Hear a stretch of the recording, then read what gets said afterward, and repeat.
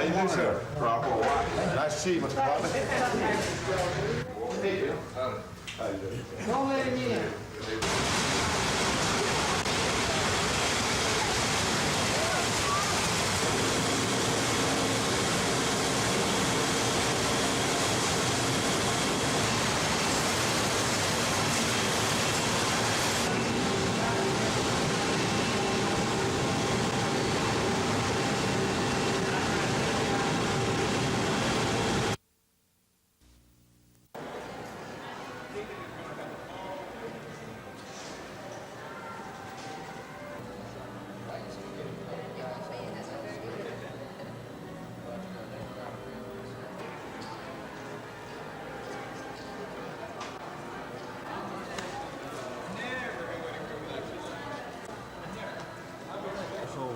Yeah, sold again, Mr. Woods out of Dothan. I am too. Although he does get a draw.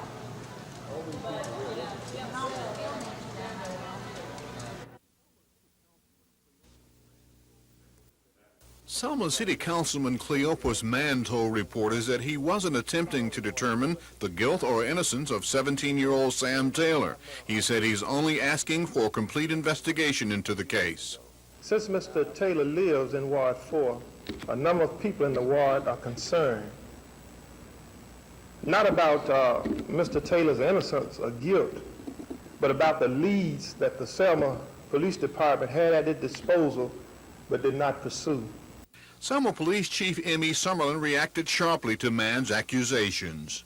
There's been a lot of man-hours put into this case. A lot of people have been polygraphed. All the leads have been thoroughly checked out. We're confident we have the right person charged. He's just recently been charged, recently been certified rather, to stand trial as an adult. And the charges that he has made is totally unfounded. No trial date has been set in this case, but police officials say they expect a hearing to be held later this summer. This is Norman Lumpkin, WSFA TV News, Selma.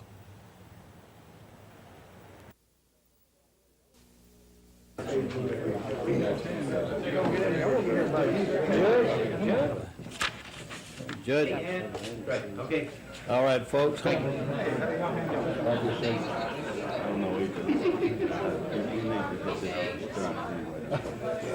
Get through with this one. All right, folks. Good to see y'all here. Bye. Councilman Gilmore told Chief Swindle he's not satisfied with police reports about the beating, which left Humphrey with 52 stitches in his head. The councilman is conducting his own investigation and wants answers to several questions. For one thing, I couldn't understand, why would a man have to have 52 stitches in his head? Why would a house have to be tore up? And why would it take 3 police to sue the man?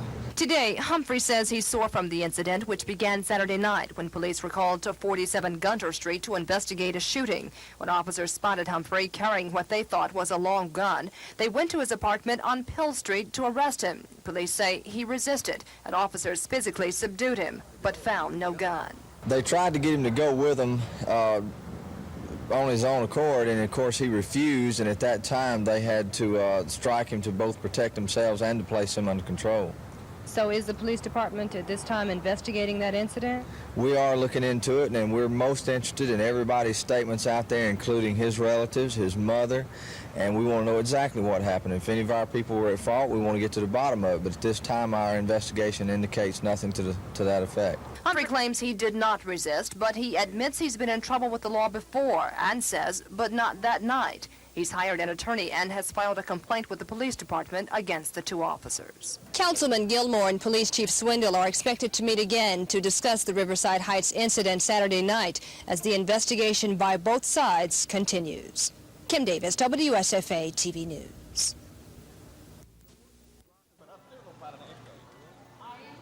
There weren't any rock and roll bands at this rockathon, but there were several good-natured rockers from the news media.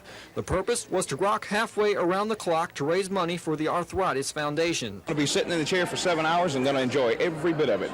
Most of the media in Montgomery's out here. We're going to all forget about the ratings and have a good time and cut up and act the fool. Anything to raise money. I'll wear the bucket on my head all day if it takes it. But I'm going to raise some money for these kids today. And I think the Arthritis Foundation, with what they afford and what they can do for these children and for other people that have the disease, I think it's just very, very good. Going to the Arthritis Foundation to help with our programs of research, patient services, public education.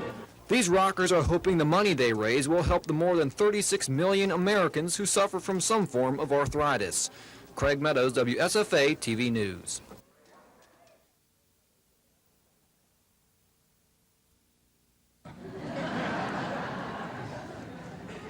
I share that today because when my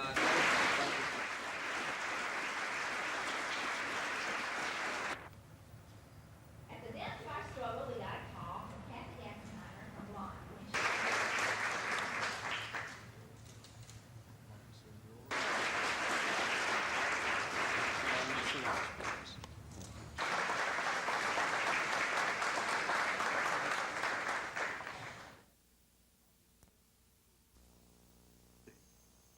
I'll be sharing some views on long-term approach to good financial planning, the birth of each of our 4 children, and illnesses that have my family. I feel very, very proud of them. They are to perform work in sporting goods stores. He loves that hunting, and Jake, they're coming. You've been most kind to come and share this moment. Proposal that the goal of the best education system in the Southeast is obtainable. Nevertheless, to continue my story, my participation as a board member is limited. These people packed a Houston County courtroom to talk about the good points and bad points of the tax bill. If approved, these citizens would get the chance to vote on a proposed one-mil property tax hike to be used for rural fire protection, industrial development, and the county's port authority. Feelings on both sides are strong. We all feel that it is money well spent. We all feel that those of us who will be taxed from this one millage can well afford it, and it couldn't go to better causes. Nobody's fighting the volunteer fire department, or nobody's fighting the port authority. We're fighting the taxes you're trying to put on the property owners. That's the opinion of many farmers who say they're already taxed to death. One lawmaker agrees. The people that's against this tax is the people that sent me to Montgomery, and I'm going to do my best to represent them. But today, Mathis agreed not to kill the bill in the Alabama legislature, provided the county commission unanimously requested it be introduced. But commissioners say some changes are needed, including putting a time limit on the tax. It was an ongoing bill, and it would not ever have to come up for reaffirmation. The bill is expected to be redrafted in time for next year's general election. Cal Calloway, WSFA TV News, Dothan.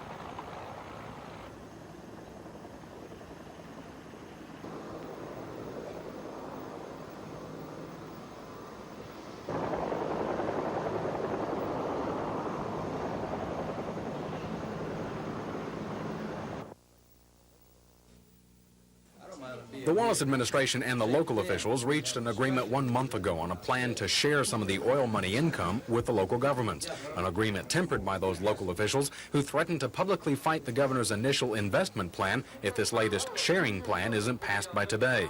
But the Senate's powerful Rules Committee chairman has stepped into the fight. Senator Charles Bishop thinks the administration isn't being generous enough with what he calls the true roots of Alabama local governments. But I just can't in good conscience see that this particular bill expresses a sincerity to the people throughout this state. I don't believe it. Now, when it comes out, if anybody wants to talk against this bill, if they want to amend this bill, they want to do anything with it, that's their privilege. But right now, you are holding up the whole bill. That's put local officials in a precarious position. The administration's offer on one hand, Bishop's fight for a bigger piece of the pie on the other, and their self-imposed deadline at hand. We hate to offend the governor, and we don't want to offend Senator Bishop and others who have supported us. But if the bill doesn't pass today, I think the board will stick by its guns and oppose the constitutional amendment. But that confrontation could be stopped. Those local government officials are trying to see if the Wallace administration and Bishop can resolve their differences in some form of compromise. But they rate their chances of success as slim. Chris Grimshaw, WSFA TV News at the Capitol.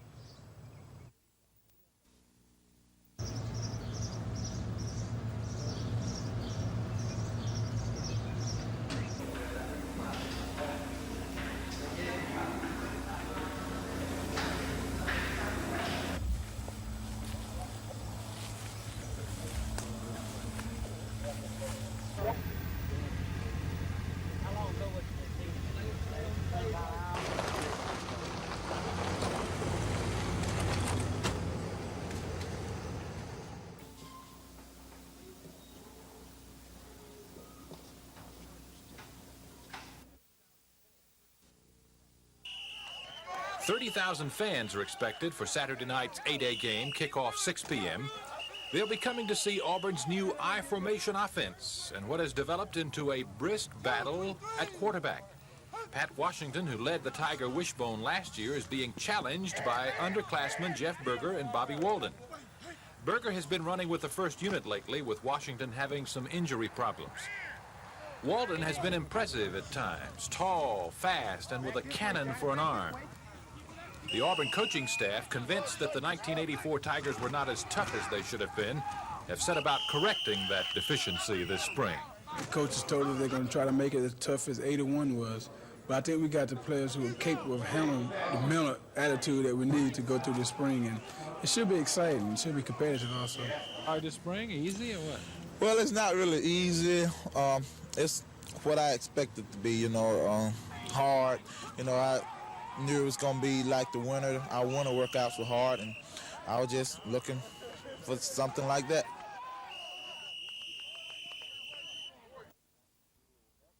So you're having some trouble with your golf game. Perhaps you need a little help. Well, I've got just the guy for you. Meet the Golf Trainer, or GT for short. This little fellow is one of the latest sports aid devices on the market today. It's currently being used here at professional golf and tennis suppliers in Montgomery as a teaching aid for weekly golfing clinics. Though relatively small, GT passes along some big golfing information. Through the use of microwave signals, GT can actually measure such things as club head speed, the point on the club face where contact with the ball is actually made, the angle of the club face in relationship to the target, even how far the ball would have traveled through the air. In all, a miniature, computerized golfing expert. It offers a chance for a person that doesn't know a lot about the golf swing to look at the readout from the machine and determine what happened during the time he swung the golf club. It'll never replace going out to the driving range and hitting hundreds of balls, but what it will do is it'll allow the average person an opportunity to practice maybe at times when he wouldn't ordinarily be able to practice. It's an ingenious little piece of golfing machinery, but if you happen to be a golfing instructor, the humankind take heart. GT was primarily devised as a teaching tool, not as a teaching replacement. Besides, the little fellow seems perfectly content with that role, at least for the time being anyway. In Montgomery, Mark Thornhill, WSFA Sports. The club face was 3 degrees open. You hit the ball a little bit in the toe. Your flight 3 degrees open. Your swing path was right down the target line. You hit the ball in the middle of the club face. Just wound up 11 yards offline. That's not too bad. You swung.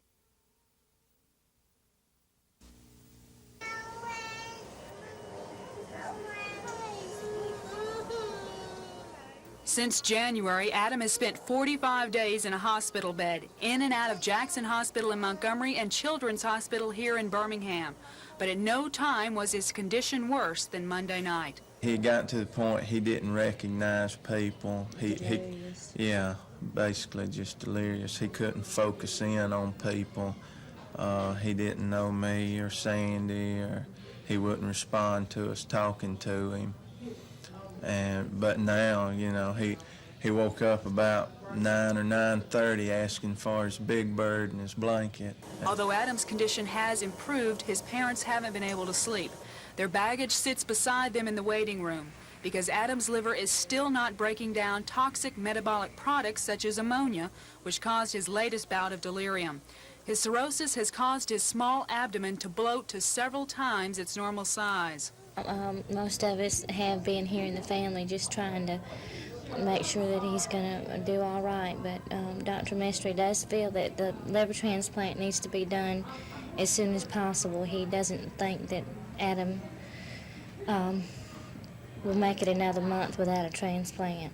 Very unpredictable, and I think literally we're in a race right now between supporting his liver as best we can and finding a donor. Adam needs the liver of a 20 to 35 pound child. If and when such a liver is donated, the Powells, a physician, nurse, and respiratory therapist, will be flown by jet to either the Children's Hospital in Pittsburgh or Dallas. They must arrive within 6 hours, and the operation will take up to 12 hours. Doctors in Pittsburgh have told the Powells that 40 people on the waiting list died last year simply because a suitable organ was never donated. Perhaps the saddest part of all is that for Adam to live, another child must die. It's sometimes, you know, very hard in the moment of grief to make that decision, but it's certainly a decision that can prolong or bring life to someone else. All the Powells can do now is hope. Waiting with them is Tommy Sue Smith of Thomasville. Her 4-year-old daughter Megan suffers from the same disease. As she said, it could be my child. Lisa Walsh, WSFA TV News at the Children's Hospital of Alabama in Birmingham.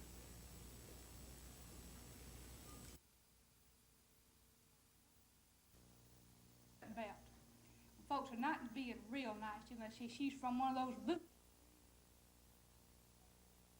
I've spent 3 years daily auditing the Treasurer's Office.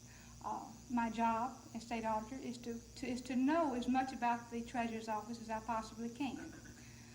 So I feel that this experience by being state auditor will be a tremendous benefit in entering the Treasurer's Office. You consider this home. We grow peanuts over there in Dozier too.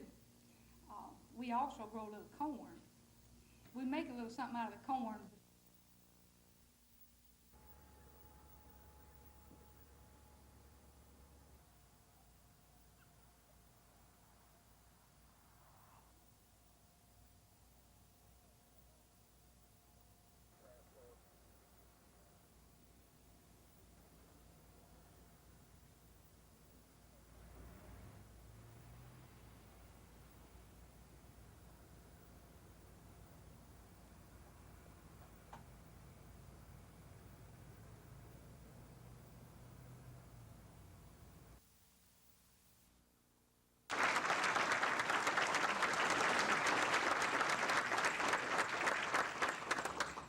Spent a lifetime of such selfless service. Now, what is, or certainly should be, to ensure that the law, the like for us to emphasize, for Philip to emphasize in his talk, and he said, finally, each year the Montgomery The legislators, along with members of vocal groups, told reporters it's time laws are passed to make sure violent criminals stay in prison. The bill's co-sponsor, State Representative Steve Flowers of Troy, explained the intent of the proposed legislation. Optimistic that the bill will be passed. There are a lot of groups that are behind this bill, and I feel like that given the facts of recent events in the state, that it's appropriate that we in Alabama focus attention on this, the plight of victims in regard to people who have committed violent personal crimes being allowed to be on work release. Knowledgeable sources on Capitol Hill say whether the victims' legislation passes perhaps has more to do with time than with the potential controversy of the proposal. Lawmakers have only 9 more meeting days, and many major pieces of legislation, including the state budgets, have yet to pass both houses. This is Norman Lumpkin, WSFA TV News reporting.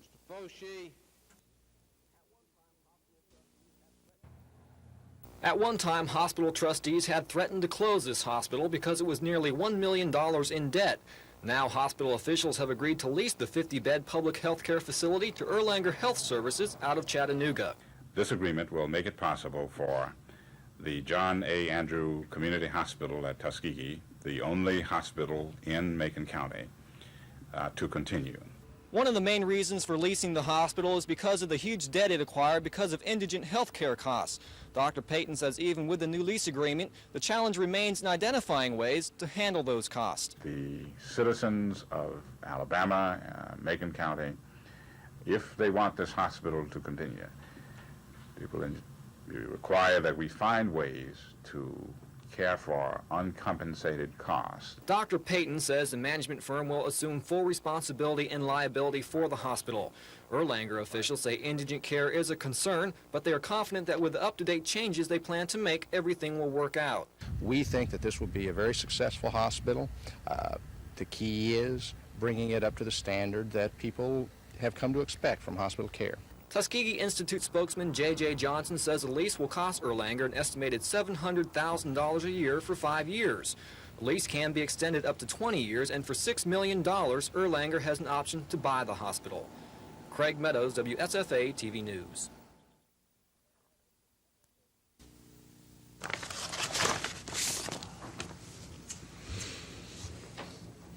Number 3, alternate number 2, deduct $119,000. Alternate number 3.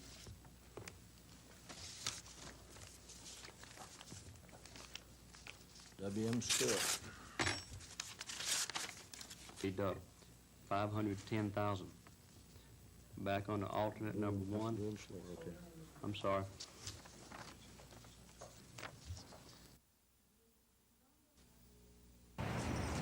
And we lumber under a very promising but we weathered that, and when I have a breakfast at home, and I was accused of it will remove effectively all local control over our school systems and vest it here in Montgomery.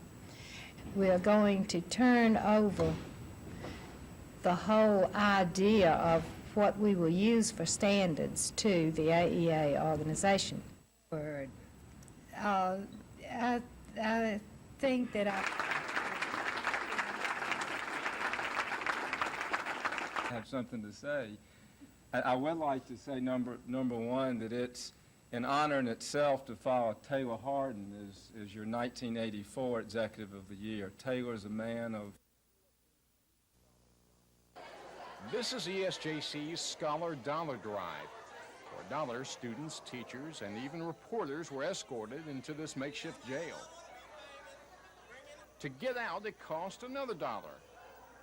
While students were having a good time with the project, the money raised is important. The future of those who one day may attend the junior college. With the Reagan administration proposing cutbacks in financial aid to college students, this grant could give needy students the chance to continue their education. We are very interested through the Enterprise State Junior College Foundation to establish a perpetual scholarship fund so that there will be funds available on an annual basis to support worthy students who need assistance in order to continue their education. If the grant is matched, the $200,000 will be invested for a 20-year period. Dr. Woody estimates during that time the amount would grow to $2 million, a hefty amount for student scholarships. ESJC is the only public 2-year non-minority college selected for the program. School officials are working hard to meet the goal. If we can get another $35,000 before July 15th, then we will have gotten our $100,000. Cal Calloway, WSFA TV News, Enterprise.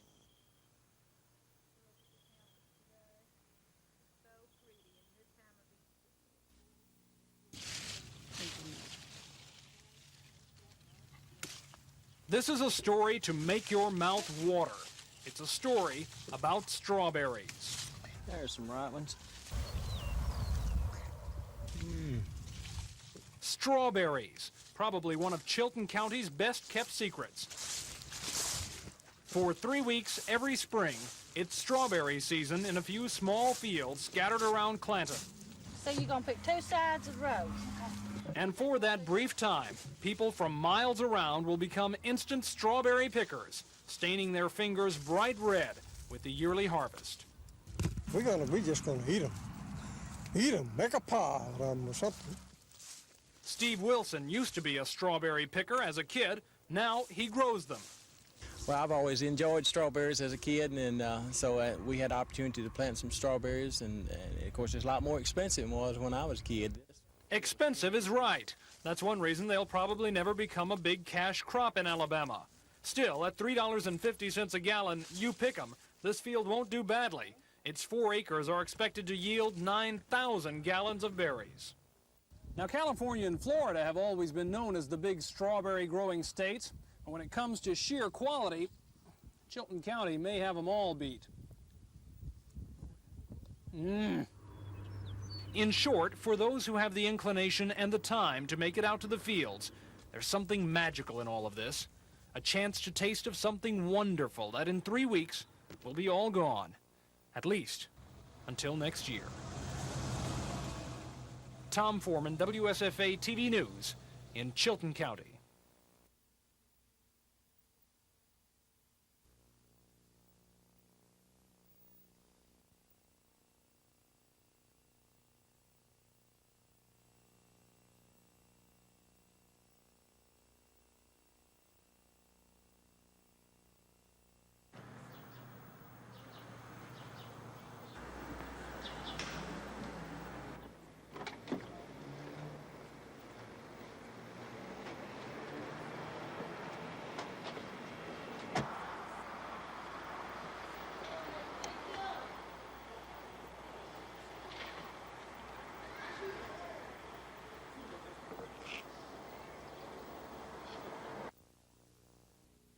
We have newspaper folks here and a number of folks. And what we're doing, we've completing a major expansion there in Union Springs. Appreciate this opportunity. Well, Jack, thank you very much, and I'm going to sign this in a moment, but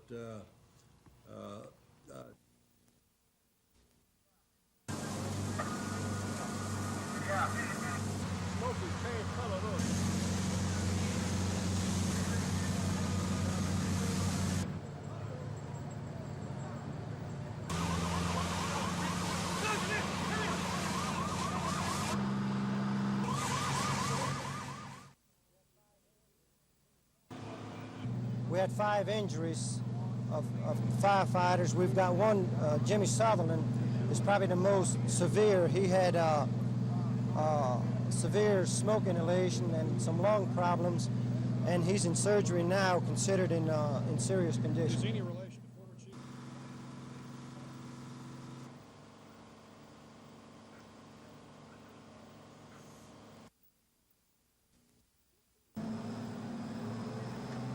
15 units and about 120 firefighters were called to the scene at about 7:15 this morning. By the time they arrived, the fire at the Homeway Rental Furniture Building was well involved.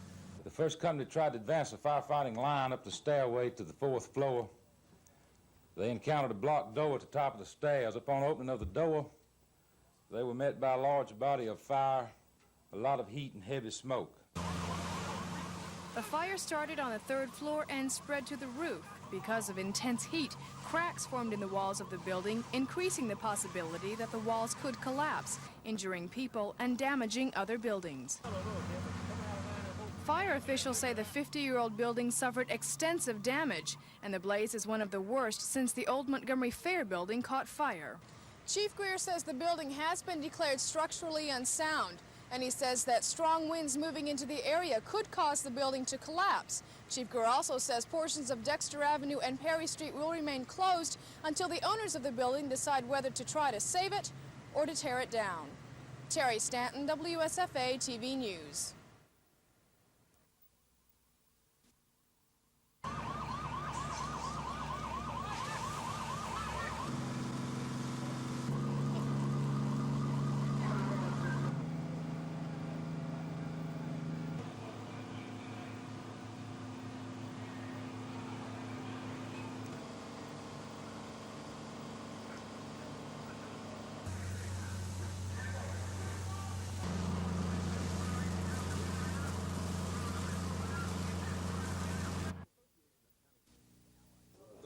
When the Association of County Commissions allied themselves with Governor Wallace on a bill to share some of the proposed investment income, it was conditioned on that bill getting to the governor's desk yesterday.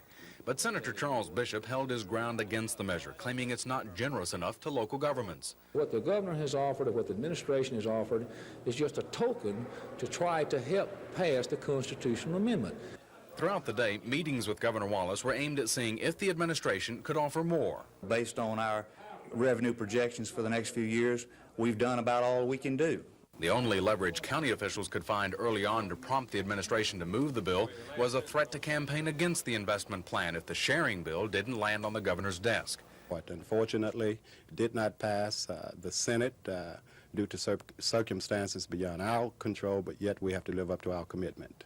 With all sides stalemated, the sharing bill is for all practical purposes dead, and the attention will now shift to the association's campaign against the governor's offshore oil investment plan. Chris Grimshaw, WSFA TV News at the Capitol.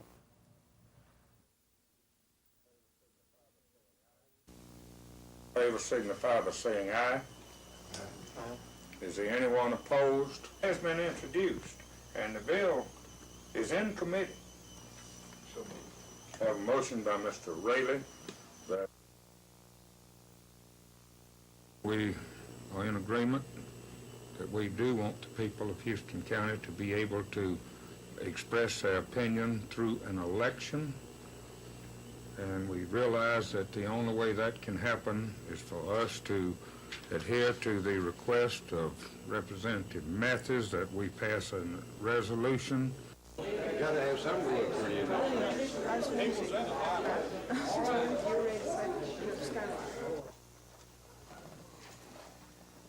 Resolution from 2 weeks ago. It has been clarified. We have called the signify by saying aye. Is there anyone opposed? Have a motion by Mr. Raley that this is in committee. They would vote every so many years, whatever is set out in the amendment, whether it be 5, 10, 15, or 20. That decision has not been made, but there will be a cutoff date and a reaffirmation time set in the amendment. If it comes out of committee, it can be voted on. It will be voted on the next day or two. Okay. So it's really a two-phase thing. There's only about 6 more days of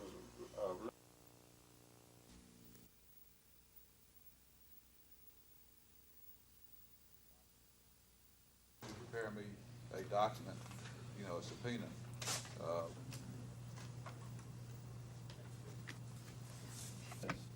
Continental's agreement.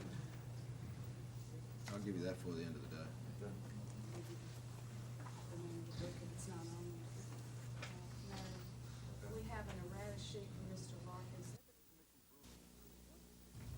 The Ethics Commission's ruling is really one decision for 2 different cases, and that decision is to warn lawmakers not to try to line their own pockets by voting for any bill that would give them a direct financial reward. It's aimed at legislators that are also educators and attorneys. The commission ruled that attorney lawmakers should not vote for a bill that would add 12% to judgments arising from contract litigation, saying lawmaker lawyers who handle such cases should abstain from voting. In my opinion, everyone needs their day in court, but I thought this particular piece of legislation was punitive and a little selfish. The commission also held that educator lawmakers who stand to benefit from the career ladder plan in the form of pay raises should excuse themselves from voting on that bill. If I can vote on the final passage of the education budget as a class of one who's receiving that portion, which 50,000 other people can, I don't see why I can't vote on a bill that would, as an attempt to clean up education and make teachers accountable. Commission members say that almost 99% of the bills being considered by the legislature will benefit someone on Goat Hill. Dean Argo, WSFA TV News.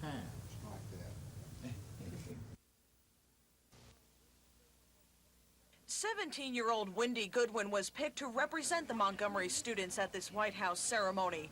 When the president arrived, Wendy found herself tucked away behind some of the taller volunteers, but that didn't diminish her enthusiasm. Oh, it feels wonderful. I don't think, I deserve to be standing right behind the president. You can almost reach out and touch him. And as Wendy found herself arm's distance from the president, 3 other Montgomery students sat in the audience listening to Reagan praise the volunteers for their efforts.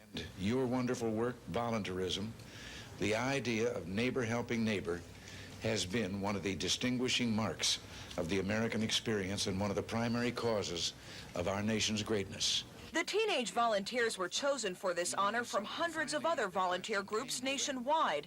And following the ceremony, the Montgomery students said their real reward comes not from a trip to the White House, but from the hours they donate each week in the hospitals and nursing homes of Alabama. It makes you feel good, that you're helping other people, and it makes you feel good that you're helping yourself, too. Every time you help one person, you think, gosh, if I'm helping one person, how many other people are helping somebody else? And so you get the feeling that if you're doing one, somebody else will see you do it, and they'll want to do more. Eileen Cleary for WSFA TV News, the White House.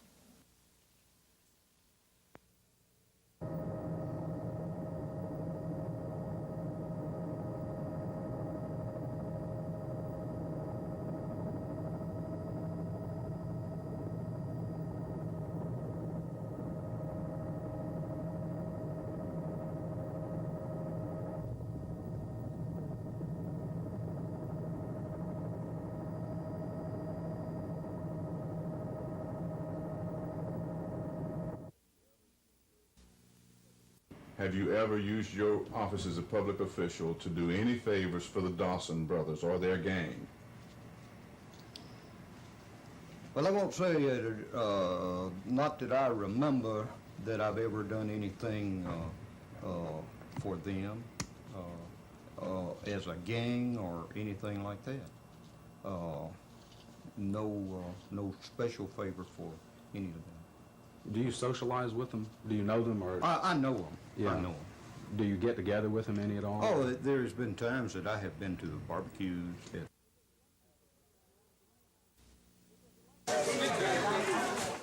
It was election day at Floyd Junior High School. Students were making their choices for 9 student council seats. But this was no ordinary school election. These students used the new electronic voting machines that made their debut in last fall's presidential race. And just like in that election, the machines got a mixed review from students.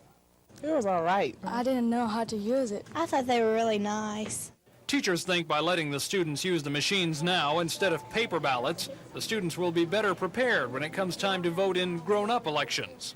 Alicia Holmes thinks so too. It was her idea to borrow the machines for her classmates. I just asked Mr. Farmer, Mayor Farmer, if he could get the vote machines up here where students at Floyd could learn how to work with them, and when we get able to vote, we won't be scared to death when we get in the booth. A footnote to all of this political activity, Alicia lost her bid for a student council seat. Still, school officials think Alicia's idea is a real winner. Tom Foreman, WSFA TV News. That 20.5 baseline. And that was a real challenge because frequently in programs we are doing it.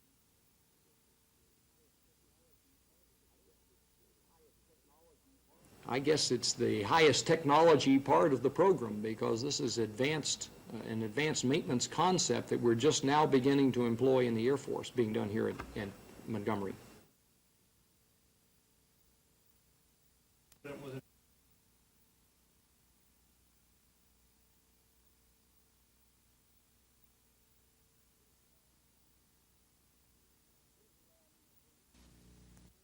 Please allow me to bring to your attention a serious situation concerning many little children in our state. These children on the threshold. The need for donors is so great that Governor Wallace is joining the drive, urging people to become donors. The National Kidney Foundation, along with Alabama's Organ Bank, is making headway now in getting people to become donors, and with our technology, many lives are being saved. The technology of being able to perform the transplant is now so that the transplant can be done. So a decade ago, little kids like that were just allowed to die. A problem with finding the donor for very small children is finding a donor that is also small enough for the organs to technically be placed inside the body. But many children are still waiting. Megan Smith is one. She needs a liver transplant. So far, no donor has been found. Gina Gregory, WSFA TV News. Most of state government is funded by the $592.6 million budget, but there was no debate over the $63 million to run the state's courts, or the $101 million to run prisons, or the $105 million to run Medicaid, or even the $45 million for state troopers. Most of the debate centered on the pet, non-state projects that get some state money, projects like the Clio Chitlin Jamboree, the Azalea Trail Festival. In all, 91 pet projects costing the state a record $3 million. Lawmakers took turns trying to include one of their own, which led Montgomery's Bob McKee to try and make a point by including some fictitious projects like the Millbrook Mixed Marble Marathon or the Sunny South Sleepy Hollow Snoozin' Circus. Because it's not right to take some of these things and fund them simply because we have people in the position to put pressure on the budgetary process. We ought not to be doing that. We ought to be looking for a way to wisely spend the taxpayers' dollars. The debate was more serious when a state employee pay raise bill surfaced. The House wants state employees to get $1,000 across the board, $500 less than the Senate offered. The House and Senate have now shown they want state employees to get a raise, even though they can't agree on the amount. But Governor Wallace, who contends the general fund is too lean to afford anything, still claims he will veto any pay raise. Chris Grimshaw, WSFA TV News at the Capitol.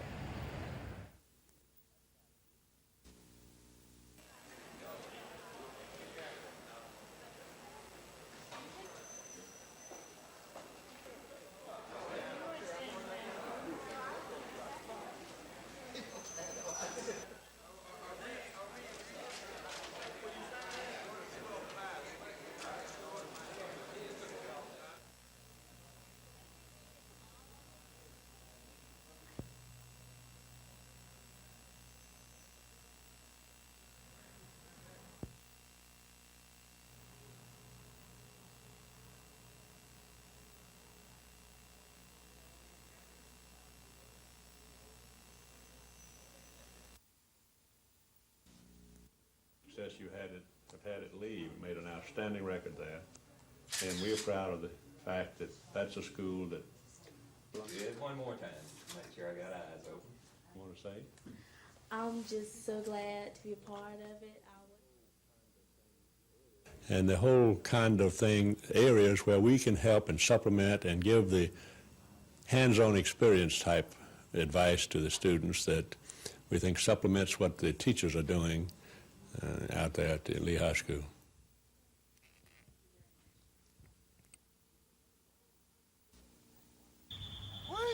The veteran Pat Washington will run the Orange team's I formation. He will have Freddie Wagan to throw to and Brent Fullwood and Tim Jesse to do the running. Veteran offensive lineman Ben Tamburello, Randy Stokes, Eric Floyd, and Rob Schuler, and tight end Ron Middleton could give the Orange team a slight edge on offense. The Blues will counter with the Young Turks, sophomore quarterback Jeff Berger, who's been running with the first unit the last week or so, and freshman Bobby Walden, who's turned some heads this spring. Tommy Agee and Collis Campbell give the Blues a more than adequate ground attack, especially with Jeff Lott, Jim Thompson, Tracy Searles, Steve Wilson, Buford Perkins, and Jeff Parks up front.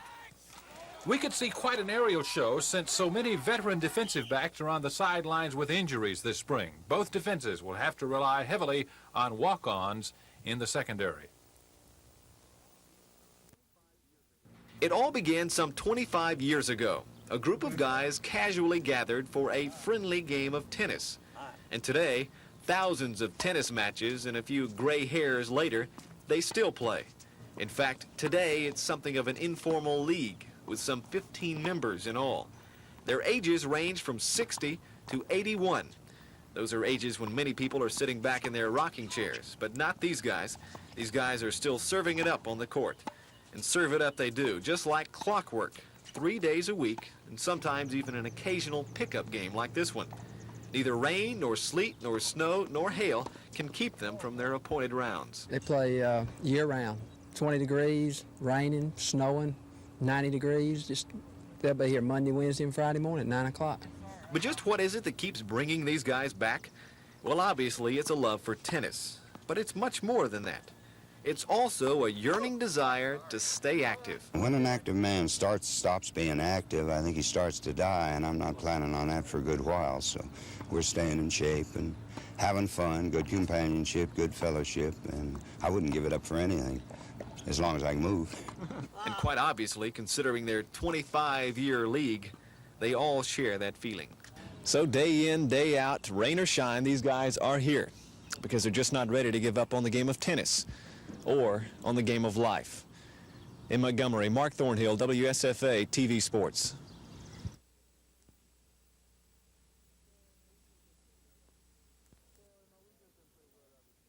Well, we just didn't play well as a team. We turned the ball over a lot, and we just couldn't be our best in the third quarter. But you can't take it from them. They play well. What's going to happen Friday? A totally different game? Well, we played so bad, we can't do nothing but improve. But we're looking forward to it, They showed a lot of class by getting blowed out Sunday and then coming back tonight. So we got to do the same thing.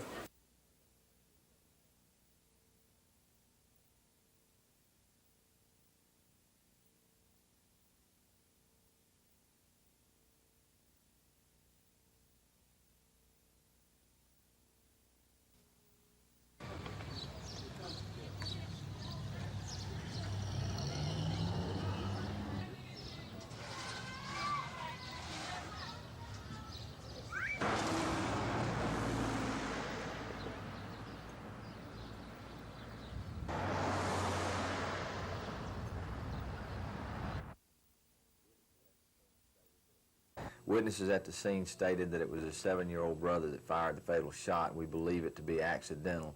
We're still looking into it at this time. The weapon used was a 12-gauge shotgun, and the body has been removed to the morgue.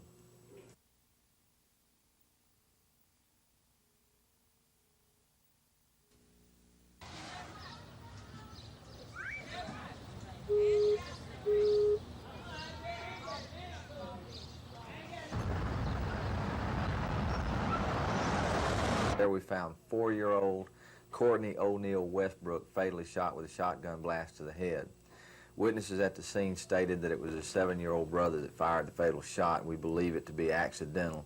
We're still looking into it at this time. The weapon used was a 12-gauge shotgun, and the body has been removed to the morgue.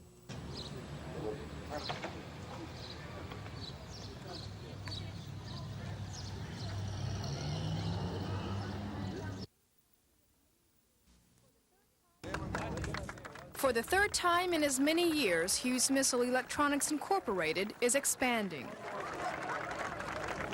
The expansion is due mostly to the success of the Hydra 70 lightweight rocket launcher. 3 years ago, Hughes Aircraft decided to take a chance and build a plant to produce the helicopter-mounted rocket launcher in Eufaula. Their bet paid off. We were out of the budget, and thanks to, I think entirely to your congressman, and they were able to restore the program. And I might add that now that the Army picked it up, we've been joined by the Navy and the Air Force and a number of foreign countries.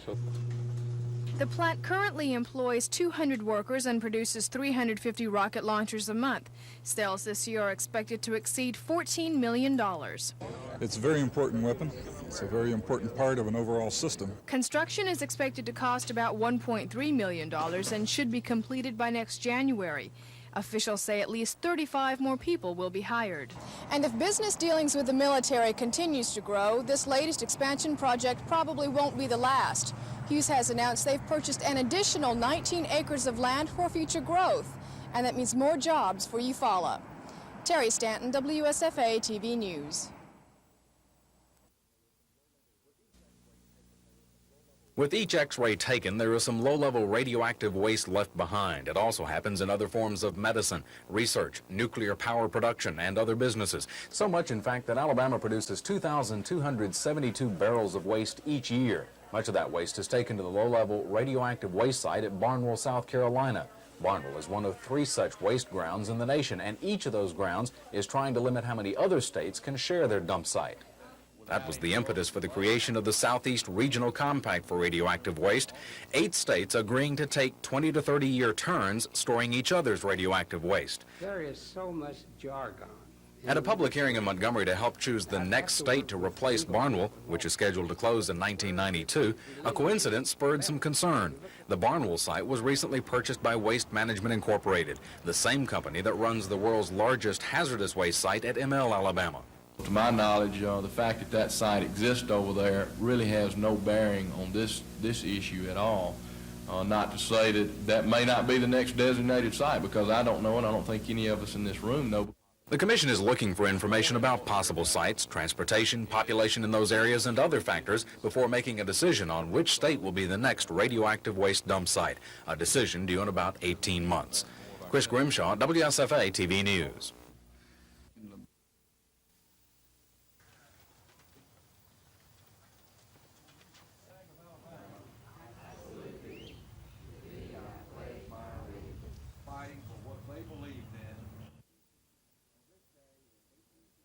On this day in 1865, the 20,000 or so survivors of the Army of Tennessee, of the garrisons of Savannah and Charleston and Wilmington, lay down their arms at Greensboro in North Carolina. The last best hope of an independent Confederacy was ended. The muffled drum set old and was captured at Fort Morgan. When it fell, with every respect, I love 1,000 muskets surrendered to 120,000. Materials that are hazardous, but not waste. They're beneficial. We have good and bad. In Alabama. Got volunteers. Of a big garbage collector for the hazardous waste throughout the nation. Without any further delay, I would like to turn it over to you, the members of the audience, for any of those of you who have, is to be just that, to manage it in the best way possible, recognizing that the technology that we use. Look into this.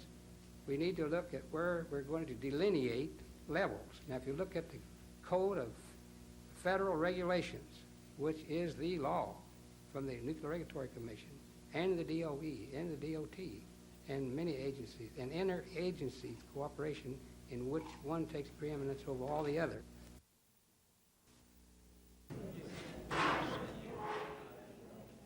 More than 700,000 Alabama voters are in some way handicapped. Today we're announcing what I consider to be a historic step in removing yet another roadblock to full participation in our democracy.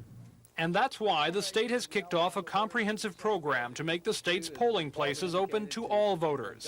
The plan is to evaluate every polling place to see how many barriers exist that make it hard for people with handicaps to cast their ballots. Once the barriers have been found, they will be torn down. For Barbara Crozier, who gets around in a wheelchair, it's easy to see the value in all this. At the last election, I was able to vote alone in the voting booth for the first time in my life, and that gave me such a wonderful sense of dignity. Indirectly, the program may be addressing one of the even bigger problems for handicapped people. They say too often they are the last ones asked about their own needs. This time, their involvement in the project may help put them first. Tom Foreman, WSFA TV News.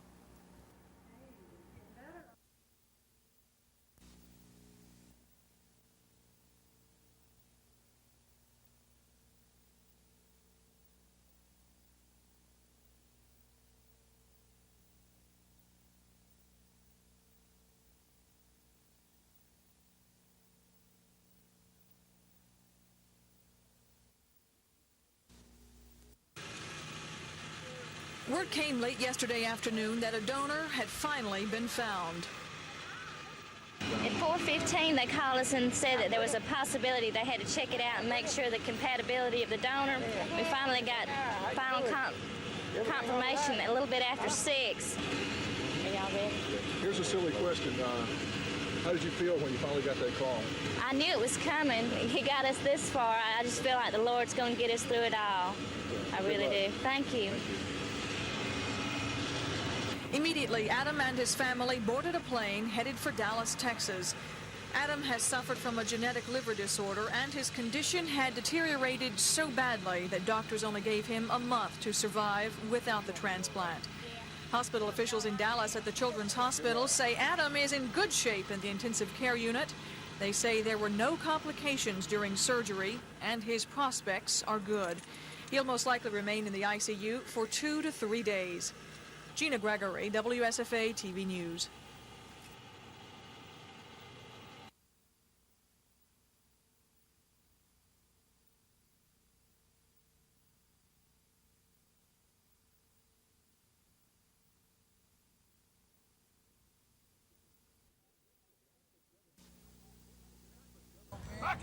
The conference governing body had earlier barred the Gators from the Sugar Bowl because of numerous rules violations, including the use of players who had publicly acknowledged receiving illegal money. Gordon Pettis, head of the football officiating for the Southeastern Conference, speaking at the Montgomery Lions Club today, defended the executive committee's decision. What else are you going to do with it? Are you going to let it sit in limbo? Nobody wants it. LSU didn't want it. They said we didn't win it. So what else are you going to do with it? So that's the reasoning, that nobody wanted it but Florida, so Exactly. somebody's going to have it. Plus, Florida had been punished for as much as they could be punished. They couldn't go to a bowl and didn't. Their monies had been taken away from them, and they cannot be on television or such next year. So taking the championship away from them really meant nothing. Phil Snow, WSFA TV Sports.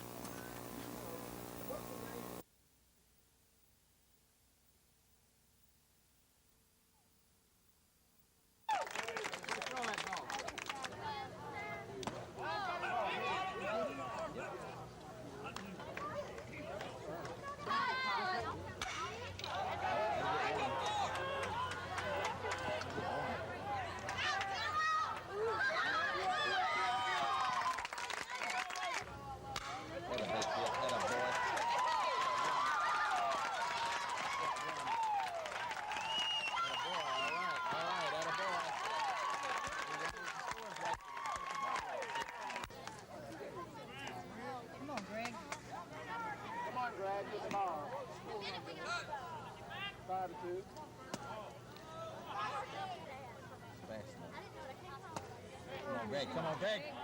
If I say 13 on, takes one now. I think it slopes this way.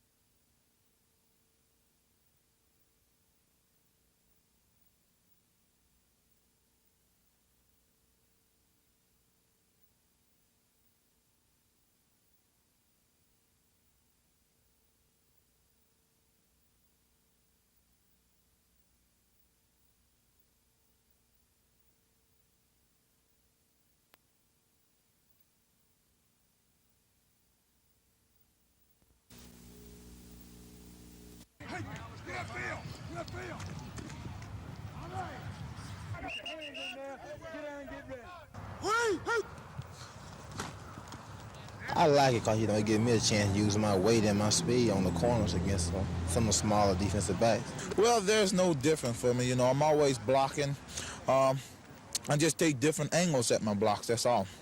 You still hunting linebackers, huh? Still hunting linebackers. Well, I think it's great because for one reason, it gives me the opportunity to find my holes quicker, and I could be running north and south than lateral.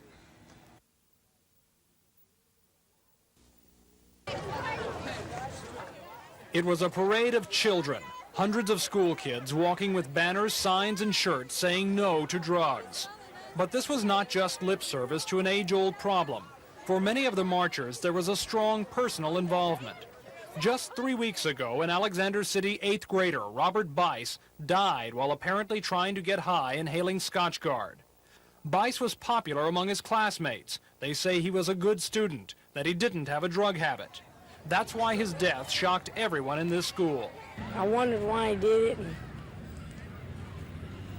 I just felt bad. It hurt my insides and made me sick. The march here was organized in many ways as a response to the death. Leaders say Alex City does not have a bad drug problem, but they say maybe the town as a whole had grown indifferent to the issue. All of this is a measure of the tragedy of Robert Bice's death. While there's nothing anyone can do but grieve for him now, he has unintentionally done something for this town, something perhaps only a child could do. He has changed it. Tom Foreman, WSFA TV News in Alexander City.